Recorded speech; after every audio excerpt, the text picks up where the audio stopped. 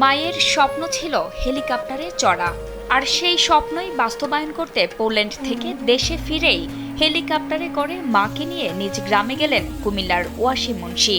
তার এই ব্যতিক্রমী উদ্যোগে এলাকায় সৃষ্টি হয় ব্যাপক চাঞ্চল্য।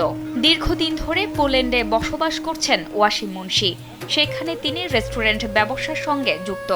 দেশে ফেরার পর ঢাকা বিমানবন্দর থেকেই মাকে সঙ্গে নিয়ে হেলিকপ্টারে কুমিল্লার তিতাস উপজেলার নন্দীরচর গ্রামের উদ্দেশ্যে রওনা হন তিনি। গ্রামের আকাশে হেলিকপ্টার দেখা মাত্রই উৎসুক মানুষ ভিড় করেন মাঠের চারপাশে।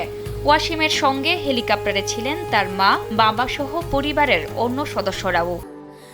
স্যান্ডেলিনা সো, রূপচর্চায় আভিজাত্য। ওয়াসিম জানান, মায়ের দীর্ঘদিনের ইচ্ছা ছিল হেলিকপ্টারে চড়ার। সেই স্বপ্ন পূরণ করতেই এমন আয়োজন করেন ওয়াসিম মুন্সী। তার এই উদ্যোগে পরিবারের সদস্যদের পাশাপাশি স্থানীয়দের মধ্যেও আনন্দের পরিবেশ সৃষ্টি হয়। আমি ওয়াসিম মুন্সী, পোল্যান্ডে থাকি এবং ওইখানে আমার ব্যবসা আছে, ব্যবসা করি। মূলত দেশে আসা আমার মাকে দেখা এবং ওনার শখ পূরণ করার জন্য হেলিকপ্টারে আজকে আমাদের নন্দীরচর আসছি।